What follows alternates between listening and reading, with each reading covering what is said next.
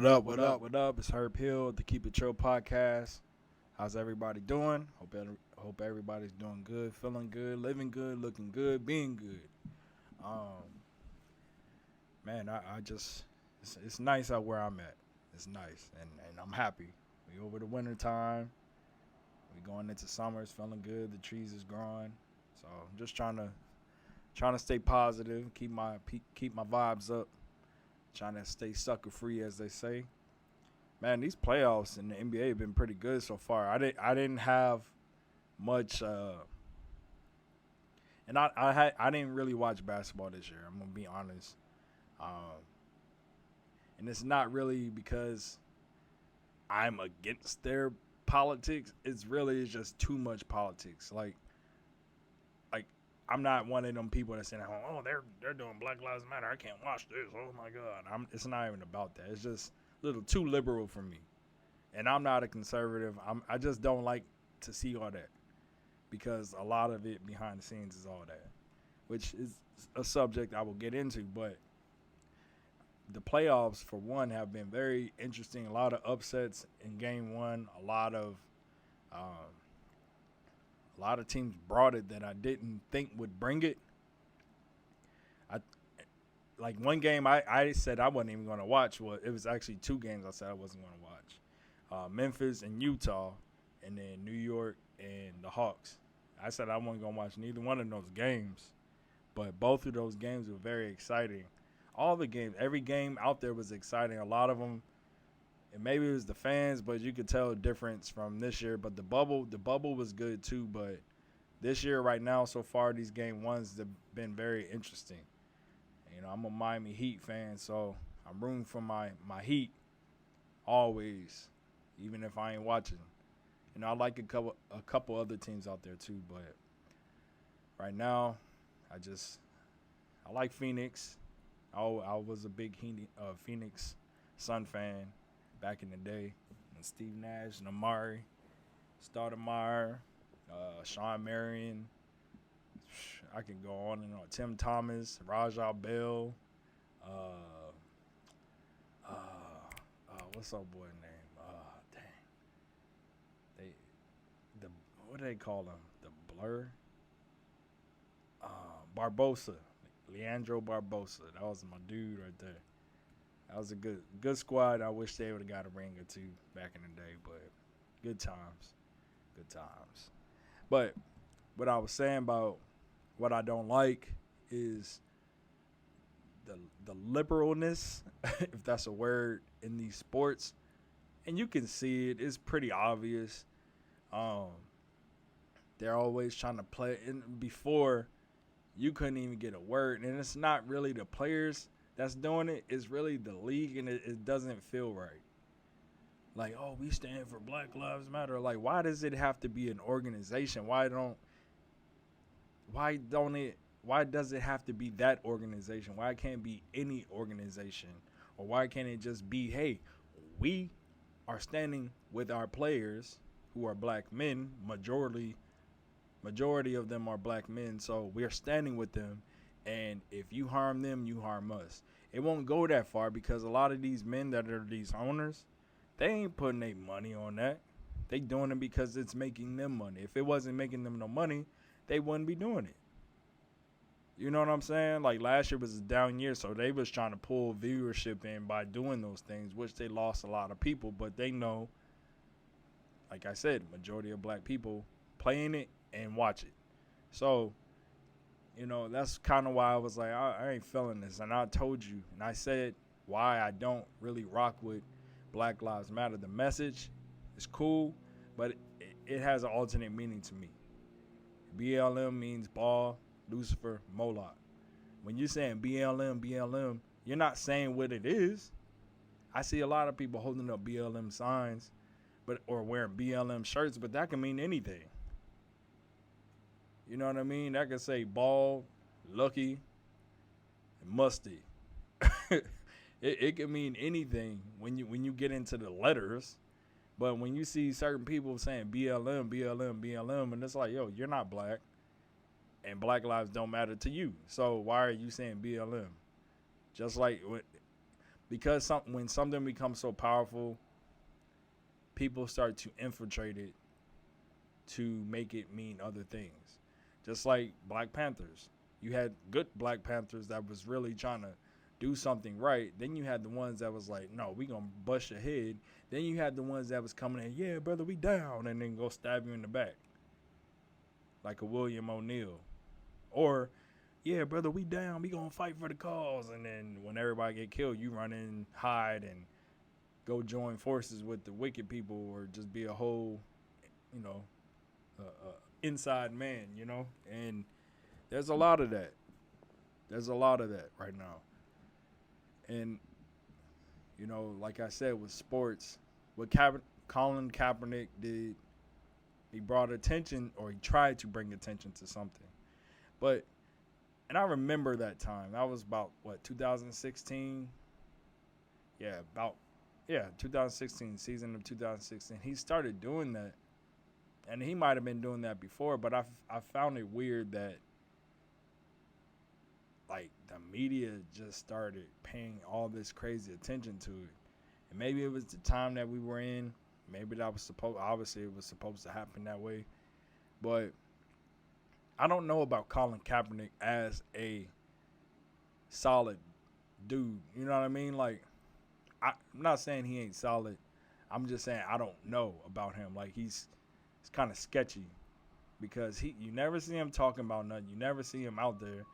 You just hear about him, you know. And I know we live in a world where Freemasonry is a big, big thing that gets overlooked because we looking at all the glitz, the glam. We blame it on the Illuminati, everything, which is a part of Freemasonry, which is Freemasonry. Your Greek fraternities and sororities, what you think that is? What do people think pledging to Alpha Beta Chi Beta Kappa, whatever? Those are Greek things. You're a black man in a Greek society or in a Greek frat or sorority, or black man in a frat and a black woman in a sorority.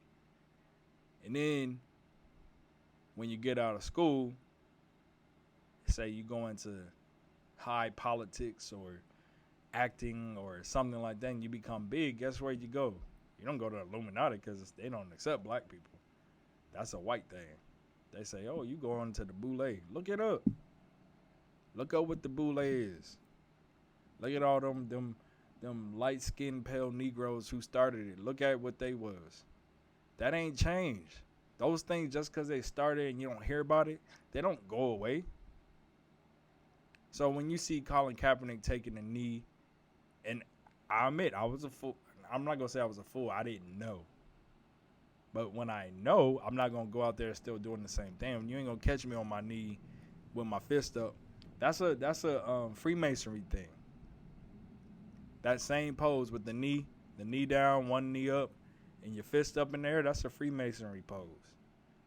I'm not joking. Look it up.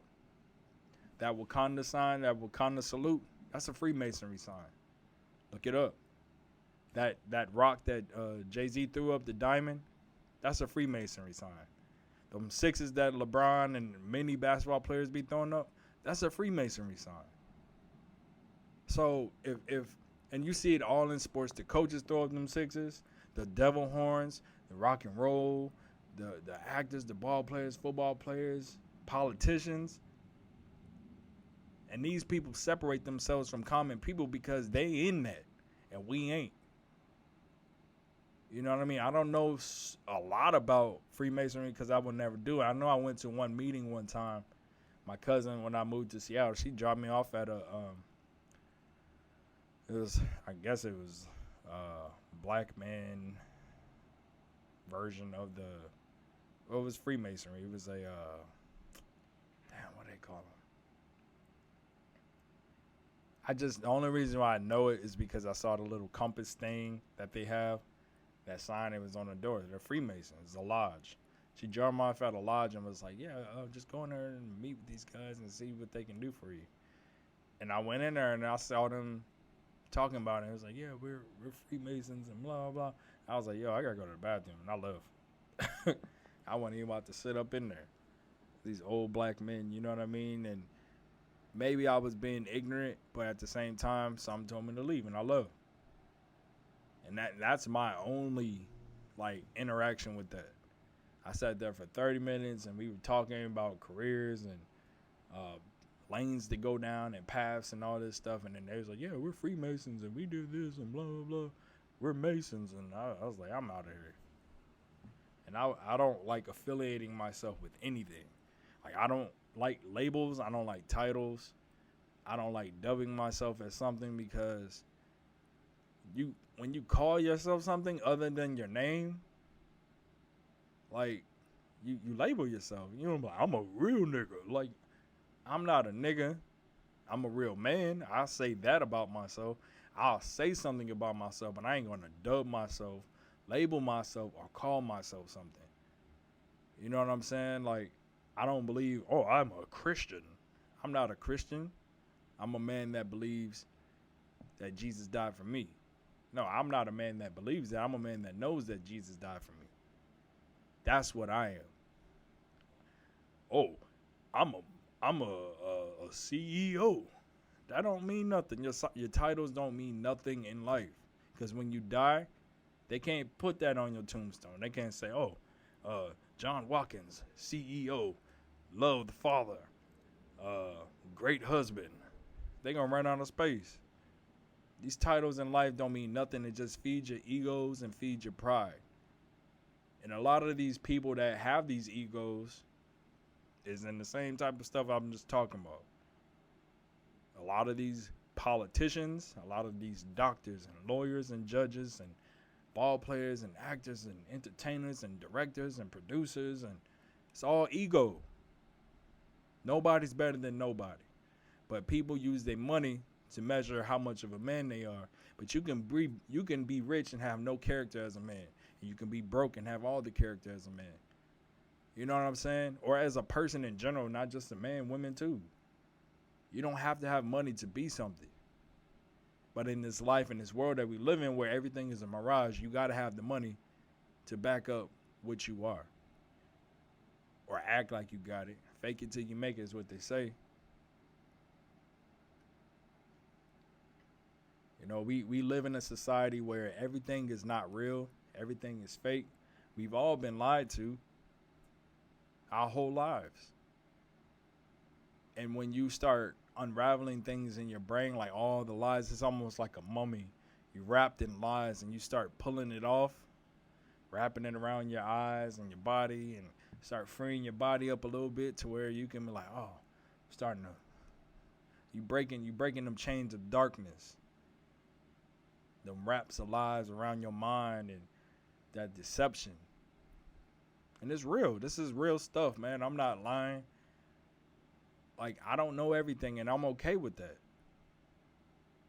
I can sit there and say I don't know anything in life, instead of me saying I know everything. Because if you say you know everything, you really know nothing. Because like I said, we've been deceived. I said this before. I said, when you give your life to the Lord, when you're born dead, right? And you grow up and you celebrate birthdays. I'm 1, 2, 3, 4, 5, 6, 7, 8, 9, 10, and so forth. You get older, 50 years old, 55, you still dead. 57 years old, you decide to give your life to the Lord. Then you're reborn. Then you'll start to grow for real. We always talk about physical growth. We talk about mental growth. We talk about financial growth. But nobody ever talks about spiritual growth. Ever. I ain't ever met one person that talk about spiritual growth. It's always the physical, the mental, financial. And that when you go to church, that's all they talk about. Really, it's financial. Oh, the Lord is going to bless you with a new house. I'm like, I don't need no damn house. I got a house. Well, the Lord's going to bless you with a woman. I'm like, I'm married. Well, the Lord's just going to bless your mind with love and peace. I'm like, yeah, all right. I ain't coming for that. You know what I'm saying? But the church preaches prosperity. They're not being real with you. They never been real with you. And that's why so many people, they blame Jesus for everything, because the man that they run to is, you got to understand at some point you can't run to a man to save your life. You can't, well, save your life is one thing, but to lead you spiritually, you have to go to the source, and that's Jesus. You can't go to another man who is in it for prosperity, who's preaching prosperity and screwing all the men and the women in the church and screwing you out of your money every week. Got you paying tithes, knowing tithes is done away with. When Jesus died, when Jesus was crucified, and when he sacrificed himself for us, all that tithe stuff was done away with. The water baptism, done away with. Y'all read the Bible, but y'all don't really read the Bible. And I'm not going to get into the verses and the scripture. It's in there. All you got to do is go in there and look. Dipping in the water, that's done. Paying tithes to a preacher, that's done. The man of God back then, that was his only job, was to lead people with the word. So he didn't have a job, so people would give him bread. They would give him meat. They would give him fish. They would give him clothes or something. Wood for burning fire, anything. It was like a barter. His job was to do this, and your job was to offer him something. That was a good gesture. It wasn't something you had to do, but it's something people did, because the word of God meant a lot more to people back then than they do now. You telling me the preacher gets the word from the Lord, talks to you about the word, well, really a verse in the book, in the Bible, talks to you about that for an hour and a half, and you pay him 10% of your income. It makes no sense to me. And they almost forced, they got ATMs in there. Oh, brother, if you ain't got cash, we have an ATM. Oh, brother, I got a PayPal. Brother, it's pimp, preaching, and profit. Send $100 to that account right there, brother. Yeah. So you telling me they got PayPals, they got Venmos and Square accounts. They passing the basket around, putting your money in, and they also got like Square accounts, and it's crazy, man. Just slide your phone this way, brother. We gonna get that 10% some way. We don't accept change, brother. Only dollar currency, not coin currency, brother. Pretty soon we gonna start accepting Bitcoin. We just trying to get it set up, you know. Like, it's crazy, man. It's crazy. But, you know, like I said, all of this stuff has a lot to do with why I feel the way I feel, why I think the way I think. I see it. It's a movie. It's pretty obvious, but people choose to ignore. And I don't. Like, I can see how everything is affecting the next thing. You know what I mean? And I think ever since, I'm going to say this. And this is where everything changed. I think Obama's first presidency, like it was that, and the second presidency, and I think I'm just following me. And it was Trayvon Martin, and it was the Oscar Grant, the Mike Brown, Sandra Bland, Lando Castile, Eric Garner, is it Tamir Rice? I don't want to butcher his name. Freddie Gray. I mean, so many of those things, those cases have happened, and we just move on to the next thing. But in doing that, so many things are happening, and it's like a paper chase. But all this has happened, and Trump comes in, and he's the racist person, and I remember, and this is my mindset, because I remember things. I remember when he won, it was almost like he wasn't supposed to win. That's how everybody was reacting. But he won, and I remember they were showing people in Portland that was like already out there marching. And I remember when he won, some old white guy. I was eating lunch somewhere, and the day he won, this old white guy comes up to me and is like, "How do you live?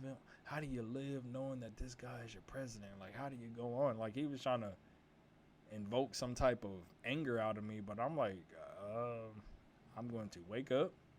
I'm going to do what I've been doing every single day. Don't matter who no president is to me, because they don't dictate my life. I still got to get up and do what I got to do. So if he's the most racist president we ever had, oh well. What he does shouldn't affect my life. And that's how I live. These are human beings, or people, or what I like to call people. So if he ain't the only racist president that's ever been. That's a fact. You know, maybe he's racist, maybe he isn't. But what they was pushing was he was the most racist. He was a womanizer. They actually even put. I remember the debate with him and Hillary Clinton. They put up that he had sexually assaulted a 13-year-old girl or molested, and that was all over the place. So, if all you see about a guy is negativity, I never seen him do that with Clinton, Bush Jr., Hillary Clinton, Al Gore, McCain, and I forgot the other guy's name that ran against Obama that second time. I didn't see none of that, and I didn't even see it with Joe Biden. And Joe Biden got a lot of dirt. I ain't gonna say it, but it's a lot. And if you want to measure up two racist people, put him and Trump on the same scale, I guarantee you the new guy is going to weigh a lot more with all his baggage. And not even just racism, just stuff in general. But that's neither here or there. And, you know, I see things differently. Like, it was almost like people of color were groomed to hate him. And I didn't care for him. I don't hate him because I don't know. I was like, I ain't voting for him. I wasn't voting for Hillary either. So I wasn't emotionally invested. When they said he won, I just kind of was like, yep, I kind of expected that's the world we live in. You know, if he's a Ku Klux Klan guy or a racist, like, why wouldn't he? Because that's the world we really live in. I think majority of this world feels that way. So you can't, as a melanated man, you can't expect me to think that this world is better than what I constantly see. And at that time, when he won and all this, I had been dealing with a lot of racist stuff in my workplace, from people I worked on, people I worked around, and just people in general. So it was almost like when he came, it opened right back up, because this is after 8 years of Obama. So it's like people start showing their true colors again. And it was confusing to me. But, you know, it's like they groomed us to hate him. And this is the media doing that. It ain't really nobody around me, because most of the people I come across didn't care, or they was telling me to vote for him. And they were just saying, yeah, financially, he's the guy you want to vote for, blah, blah, blah. But I'm like, nah, I'm good. I think I realize you can take my voting rights. I don't give a damn. I just don't believe voting in this country. And I might sound ignorant, whatever, but this is my personal belief and my personal opinion. Yeah, my ancestors wanted the right to vote. And my ancestors also wanted the right to sit in white restaurants when they didn't want them to. So this country pretty much labeled melanated people as 1/3 of a human.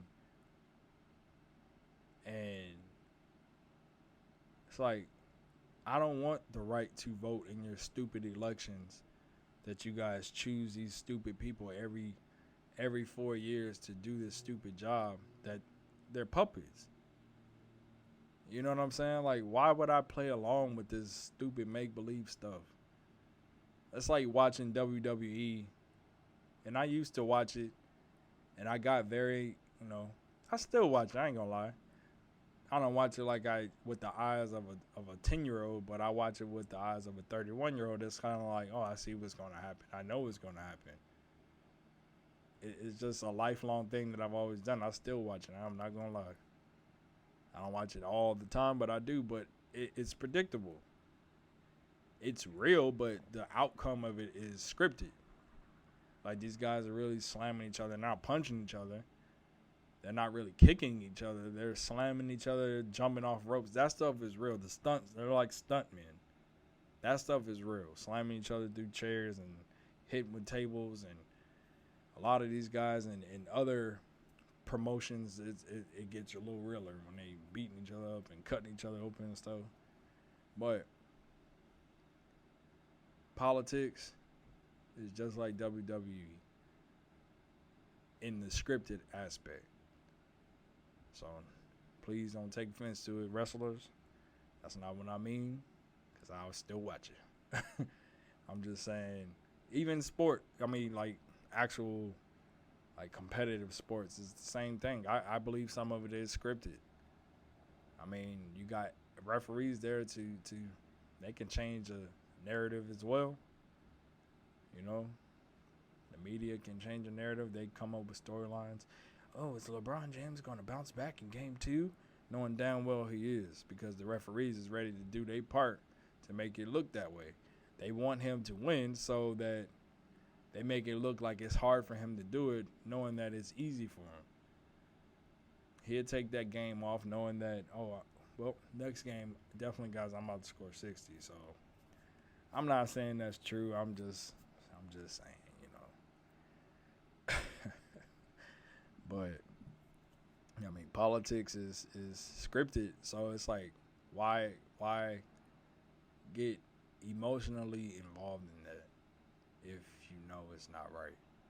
Like they always say, choose the lesser of the two evils. I don't vote for evil, man. I don't, I can't, and I won't. And if you want to take my voting rights away, go right ahead. Because I vote for Jesus, and these people that I'm voting for don't believe, don't live, and don't care. I happen to know Hillary wears an upside down cross, so and a lot of, yeah, don't get me started. But a lot of these people ain't no good. So why would I give my energy to putting in to them for a vote so that they can continue to deceive people and tell people, hey guys, go get your jab, go get your poke, and the world will be safer again. Like, I ain't falling for that, and I ain't falling for them. I don't trust Satan. I don't trust you. And if you don't live for Jesus, then you live for Satan. And that's the moral of the story. Either you live in sin or you live in the truth. And the truth is Jesus. If you don't live in the truth or Jesus, then you live in the world, which is Satan's playground, and you live in sin. At the end of the day, that's what it all comes down to. So you pick and choose what you want to do.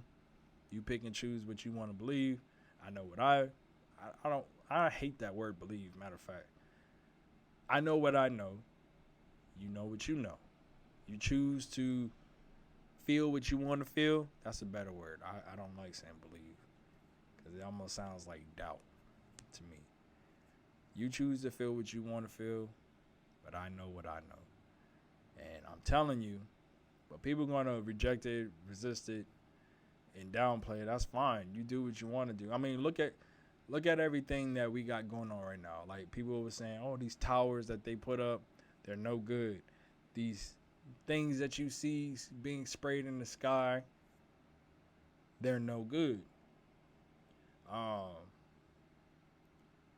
The things being put in your toothpaste are no good. The things being put in your water is no good.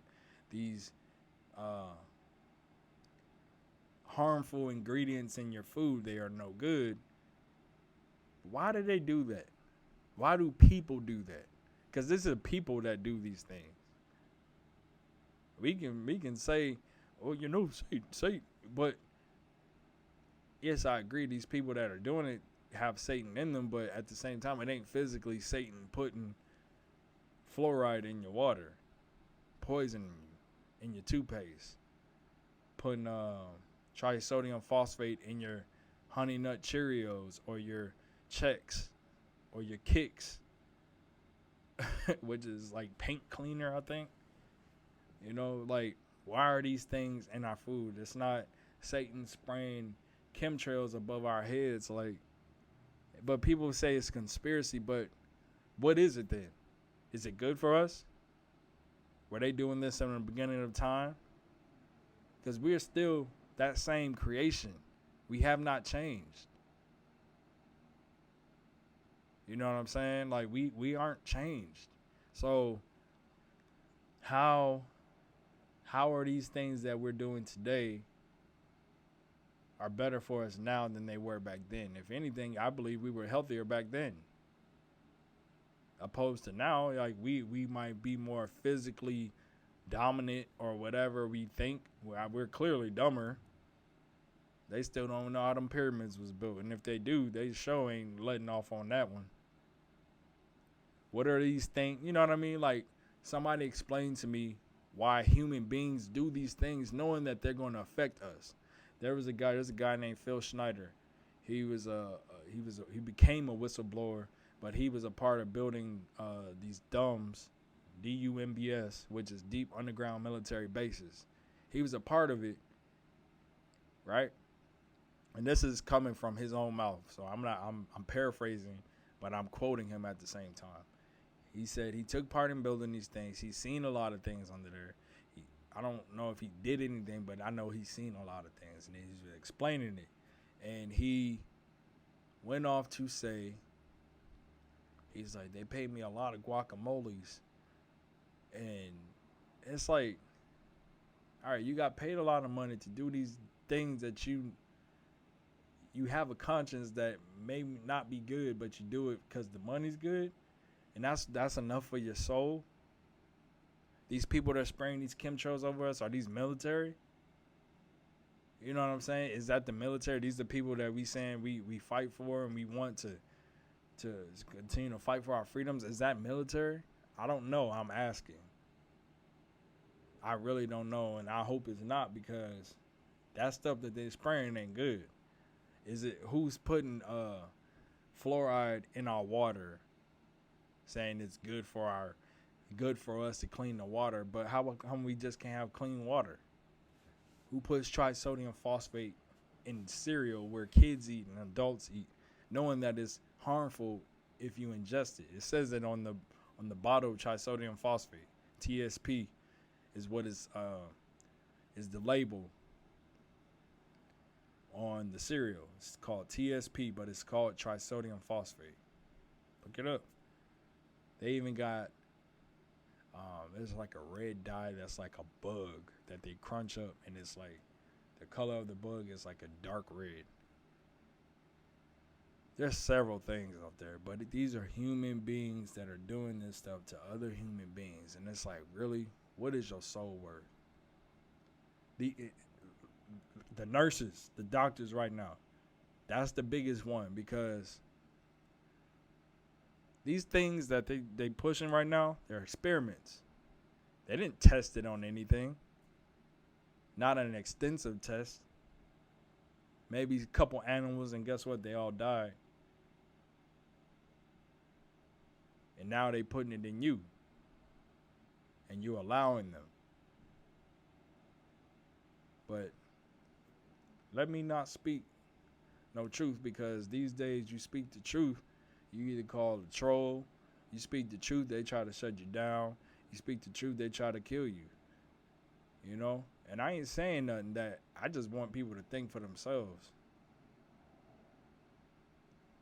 But I'm covered in the blood of the Lord Jesus Christ. And I'm not worried about nobody. This is edification.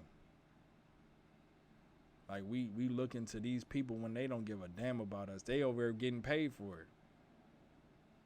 They're talking about all these people died. All they got to do is say the reason of your passing was CKOBID.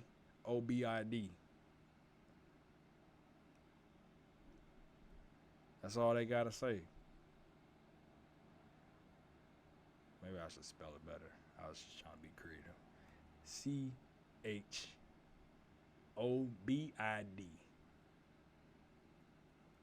That's what they would say the reason of your passing was. And they get a kickback. That information is out there too. And that not only the kickback, but that number of that, passing goes up. Because if you get your head blown off, they'll say you pass from that. You fall off a cliff, they say you pass from that.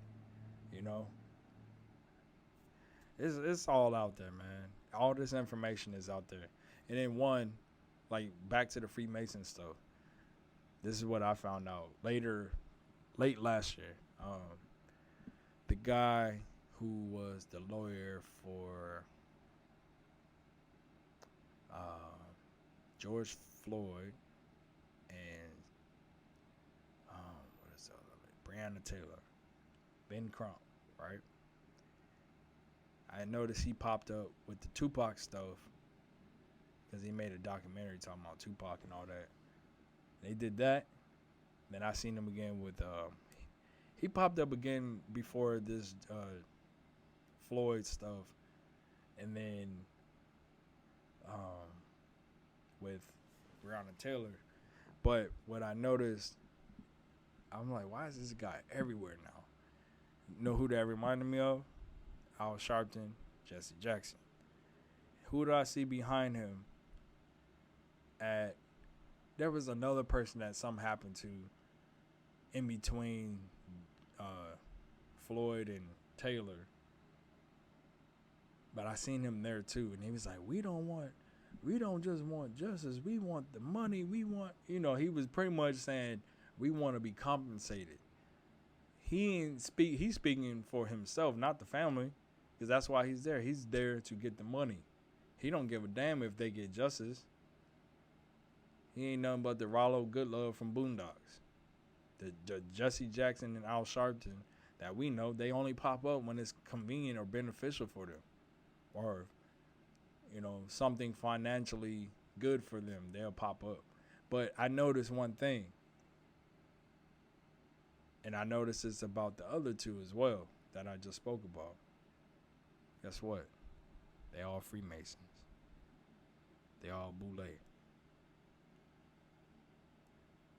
Look it up.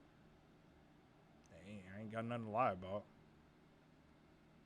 When you start doing your research, you find things. You know what I mean? You can't trust these people, man. No matter how good it looks or how good it sounds, you can't trust them because they all got narratives and agendas to keep us divided, to keep us fighting each other, to keep us hating each other.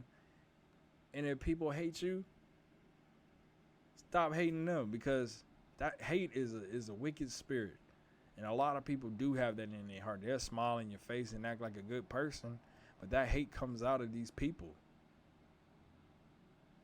And it's not just one type of person. I mean, hate is going to kill somebody, murdering somebody, robbing somebody, stealing something from somebody. That's hate. Evilness, wickedness, treachery. These are all bad things that people do on a daily basis. And then when something goes wrong and they get upset to where they feel like they got to stand up, we should stop doing this. No, stop doing everything. Everything that ain't right, stop doing that. Treat people fairly. Treat people right. Love people. Respect people. Care about people. It's like nobody has a good heart. Nobody wants it. Everybody wants good things, but we live in a world of wickedness and nobody wants to be good or stand up. Nobody wants to be fair or loving. Nobody wants to be nice and respectful and kind. You know what I'm saying? Like, lead by example. How you going to be out here in the street shooting at people every week, and then when somebody gets shot in your neighborhood, you want to stand up and scream Black Lives Matter? Do they matter all the time or just sometimes? And these folks know. That's why they always bring it up. Oh, black people kill their own. So why does it matter now? They think we all do that. You know what I'm saying? And it's crazy, man. Like, we got to get it together, man. And what everything Kwame Brown said about these black media guys, from Charlemagne, Stephen A. Smith to Steven Jackson and Matt Barnes, he was absolutely correct. They build a career off tearing black men down because it's successful. It pays because these white guys that own them want them to do that so that they can pay them. Like, you're going to be compensated for tearing down your own race. And on the flip side, they go out there when something bad happens in the black community, it's like, oh, man, it's just time to get it together. It's time to. This happens every couple months, maybe 4 or 5 times a year. And when it's a really good time, especially during political season, it's the best time. Racism pays the bills for a lot of people. Just like slavery paid a lot of bills for a lot of people. Some people's kids today is going to college because of slavery. A lot of people's kids. A lot of people is buying land because of slavery right now. And it ain't black people. It ain't us that it benefited at all. Some people loaning people money right now in other countries or from another country with money that was accumulated from slavery. Think about that. I ain't making nothing up. Got nothing to lie about. And one thing I always got to say at the end of the show, I always got a fact. But my fact today is, not my fact, but my quote. It ain't trolling if it's true. Peace.